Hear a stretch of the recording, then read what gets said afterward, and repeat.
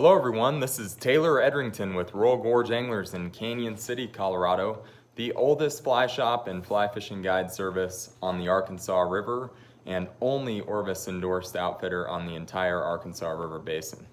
Thanks so much for viewing today. We are so happy to be in the month of March. It really kicks off our early spring fishing here on the Arkansas. We've got a lot to look forward to this spring, and we're really starting it off with a bang here this year. Just a little update on kind of where the Arkansas River is to date and what we expect for this spring and the month of March. Right now, flows are lower than average. Typically, we will move a considerable amount of water from our upstream tail races in the winter months. This year, we weren't really able to do that because we've really, we started off with low snowpack early in the winter, really, didn't build much in that early season. And it's been pretty hit or miss as far as snow here even into the early spring. Currently, right now, the Arkansas is sitting at right about, I'll show you a graph, right about 60% of average, okay? This is where we're at, this lower line here, okay? And as a comparison, last year we were here at this top line. We're at about 45% of averages compared to last year, and about 60% of average historically. So now what does this mean? Not a whole lot, because we have a lot of water in storage in our upstream reservoirs, Twin, Turquoise, Clear Creek. What I would tell you is, however, that we will probably be seeing much lower flows through the spring because our water managers are in conserve mode, and we're probably not going to release much water downstream from those upstream contributing tail races. So, and plus, Lake Pueblo is to the brim, almost spilling over at this point. So not a lot of room downstream, and they're trying to hold water there as well, in anticipation of a lower snowpack this year. Like I said, big plus, we've got a lot of water in storage. We should be able to really contribute some good water from those tail races in the hot months when we really need that water. However, in the springtime, low flows are really nice on the Arkansas River, and in the past, on kind of drought years, we have had just tremendous spring hatches during those low water years. So what I would tell you is you should really look forward to some great fishing on the Arkansas Basin here this spring. And, one thing to kind of consider, however, with lower flows, and right now we're in the ballpark 300 CFS range, all the way down to 220 CFS in Salida today. Today's March 7th, 220 CFS in Salida, about 300 CFS in Canyon City, so much lower than average.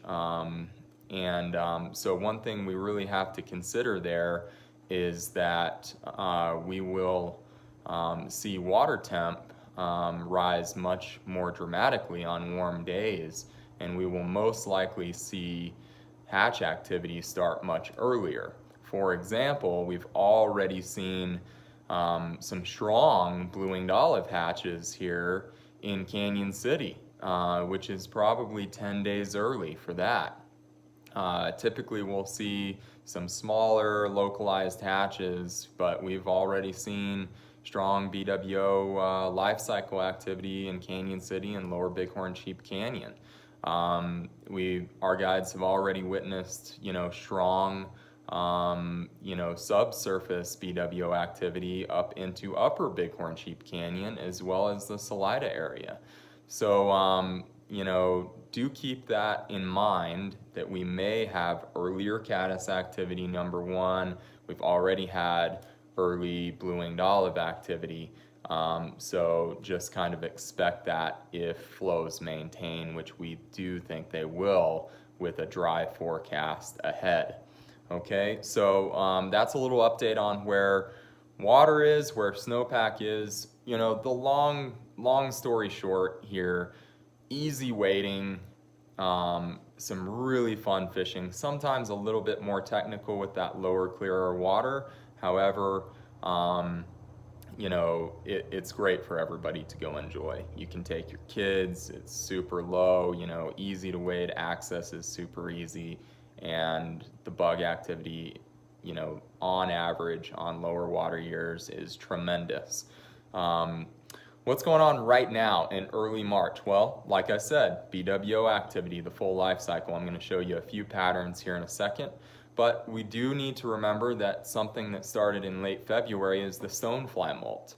Okay, it's just a life cycle stage within our golden stone population, and it gets them extremely active. And so fish really do key on golden stoneflies in various colors throughout the day through early March and really through the month of March. So stoneflies need to be a key piece of your nymphing rig in the month of March. Typically what we do with those stoneflies, we're gonna, they darken up through the day during the molt. So typically we'll start with lighter representation early in the morning and then go on to a darker representation later on. You can fish dark in the morning and still have great success. You can still fish light, light in the afternoon, have great success. But that's from a biological standpoint, kind of what we see there with the stonefly molt, okay?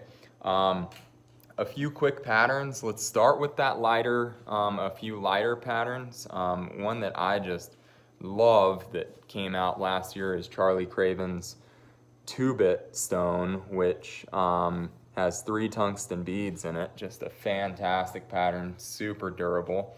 A new pattern this year is the rolling stone. This is an Umpqua pattern, okay? Just a tremendous lighter golden stone pattern. A couple darker flies. A new pattern this year as well is Tim Drummond's Tease Stone. A little bit darker fly, okay?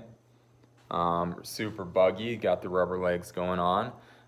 Pennington's D-Rib Stone in the improved version with the rubber legs, always a staple here, okay? So those are a few stone flies to look at. A few more big bugs that we do really well with in the month of March, really, focusing on crane fly larvae.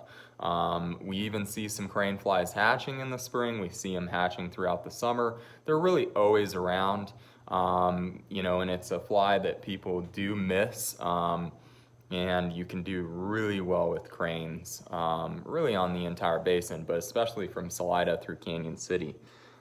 This is Barr's crane fly, okay, tungsten bead. And then Frank Smethurst's crane bomb, which has the 2 tungsten beads, just super buggy, gets down, great pattern, okay? So those are our big bugs. Whether you're Western nymphing or Euro nymphing, that depends on how you want to rig those. As far as some dropper flies to consider, obviously caddis activity really strengthens towards the end of March and into early April, and obviously the caddis, super heavy caddis activity through the month of April and into May, into late May, most likely this year with low snowpack. So always want to have caddis larvae at the ready in the month of March. Larry Kingery's metallic caddis larva, one of our favorites, okay? We do like to fish them in a larger size 14 rather than 16, because most of these caddis that are active right now are free swimming caddis or net builders. This is called the net builder caddis, so size 14, a little bit larger. There's a few caddis larvae.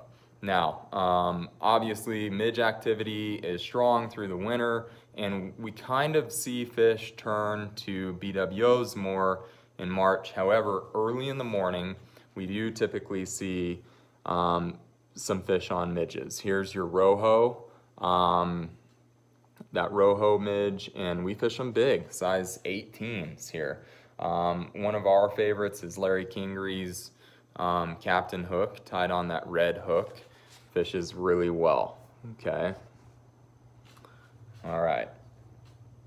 Moving on to, the key fly, the driver for heavy, bug activity in March, and that's your blue-winged olive.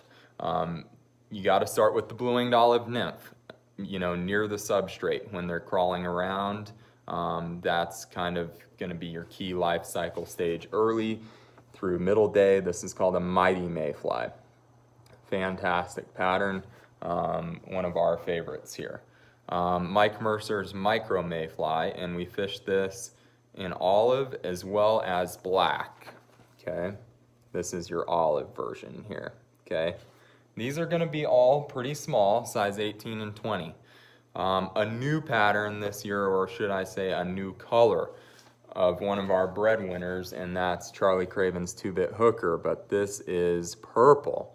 And you may not be able to see it too well because this is an 18, but has a little red trigger bead in the middle for that second bead.